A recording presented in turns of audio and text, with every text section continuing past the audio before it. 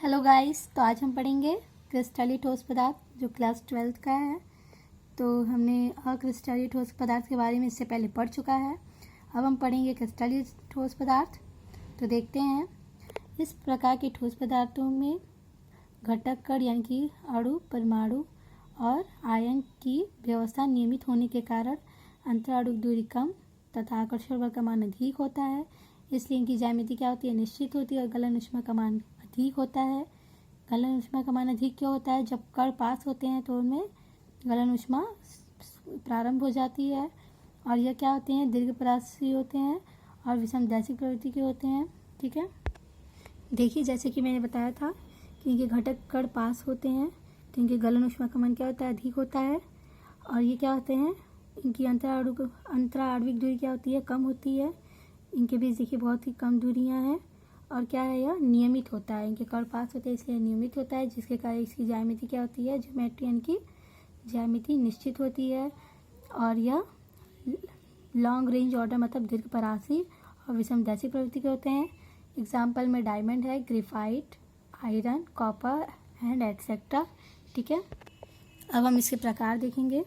इसके अतिरिक्त घटक कणों के मध्य लगने वाला आकर्षण बल और उनके मध्य बंधों के आधार पर क्रिस्टलीय ठोस निम्न प्रकार के होते हैं। तो देखते हैं निम्न प्रकार कौन कौन से हैं।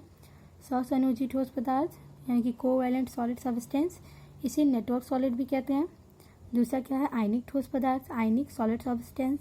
और तीसरा धात्विक ठोस पदार्थ, metallic solid substance.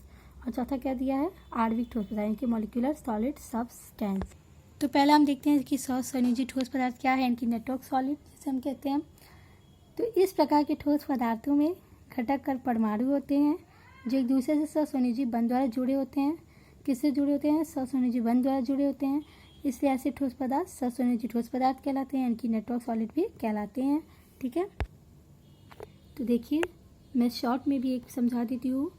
Covalent solid substance यानी कि सहसंयोजी ठोस पदार्थ में सहसंयोजी ठोस पदार्थ में क्या होता है कि ये दोनों किससे जुड़े होते हैं, एक दूसरे से सहसंयोजी बंध द्वारा जुड़े। तो यह एक दूसरे से किससे जुड़ा होता है, सहसंयोजी बंध द्वारा जुड़ा होता है यानी कि कोवैलेंट बॉन्ड। और इसके घटक कण क्या होते हैं, परमाणु होते हैं, यानी कि इलेक्ट्रॉनों से क्या करता है, साझेदारी, तभी तो ये परमाणु उसके घटक कण होते हैं। और इसके एग्जाम्पल देख लेते हैं। इसके एग्जाम्पल क्या होंगे, कोल होगा, ग्रेफाइट होगा, डायमंड, SiO2 और एटसेट्रा। ये सब किसका रूप है, कार्बन का रूप है। ठीक है, अब हम आगे देखते हैं कि आयनिक ठोस पदार्थ क्या है। तो हम देखते हैं कि आयनिक ठोस पदार्थ क्या होता है, यानी कि आयनिक सॉलिड सब्सटेंस। तो ऐसे ठोस पदार्थ जिनके घटक कण आयन यानी कि धनायन और ऋणायन होते हैं, इन आयनों के बीच स्थिर वैद्युत आकर्षण बल लगता है। कौन सा बल लगता है, स्थिर वैद्युत आकर्षण बल लगता है। तो ऐसे ठोस पदार्थ आयनिक ठोस पदार्थ कहलाते हैं। बहुत ही ईजी लैंग्वेज में डेफिनेशन है सारे टाइप्स के। इसका स्टार्टिंग हम कैसे करेंगे कि इसके ठोस पदार्थ के क्या होते हैं, इसके घटक क्या होते हैं, आयन होते हैं और इनके बीच कौन सा बल लगता है, स्थिर वैद्युत आकर्षण बल लगता है और इन्हें ही ठोस पदार्थ कहते हैं यानी कि आयनिक ठोस पदार्थ कहते हैं। ठीक है, बहुत इजी लैंग्वेज में आपको डेफिनेशन बताने वाली हूँ मैं। ठीक है, उसके आगे देखते हैं। इसके एग्जांपल क्या होंगे, NaCl होगा, Na2CO3 होगा, पोटेशियम सल्फर ऑक्साइड होगा, ओके एंड एक्सेट्रा।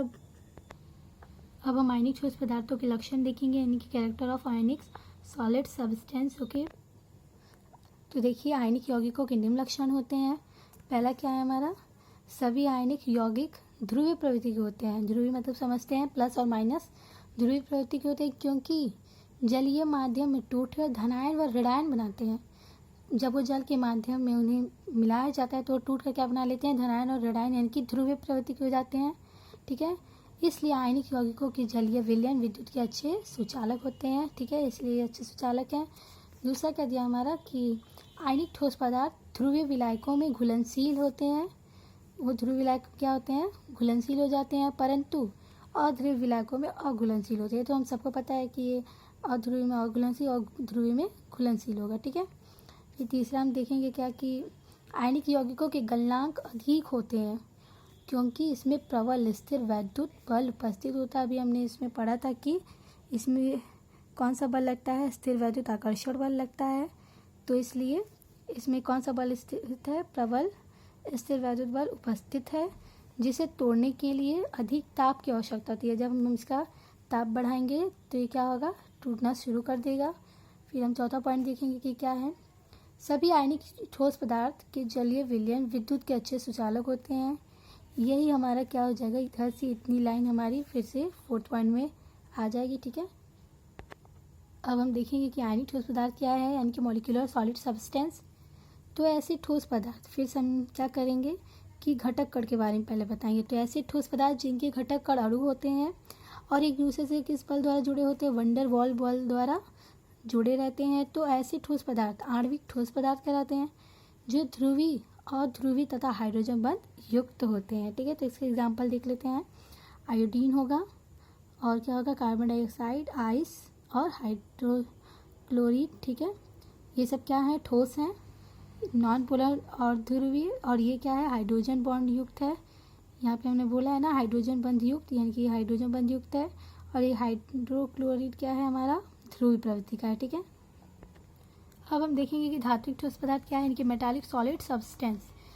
तो ऐसे ठोस पदार्थ जिनके घटक कण क्या होते हैं, परमाणु होते हैं और एक दूसरे से किस बल द्वारा जुड़े होते हैं, एक दूसरे से ये धात्विक बंध द्वारा जुड़े होते हैं। ठीक है, तो ऐसे ठोस पदार्थ क्या कहलाते हैं, धात्विक ठोस पदार्थ कहलाते हैं। एग्जाम्पल क्या है, कॉपर है, जिंक है, एल्युमिनियम एंड एक्सेट्रा। ठीक है, अब हमारा यहाँ पे पूरा होता है। अब हम नेक्स्ट टॉपिक आपको अगली वीडियो में दिखाएंगे, तो चैनल को लाइक करें और सब्सक्राइब करें ताकि हमारी आगे की वीडियोस आपको मिलती रहे। अगर आप क्लास 12 के हैं तो इस चैनल को अभी लाइक और सब्सक्राइब करें।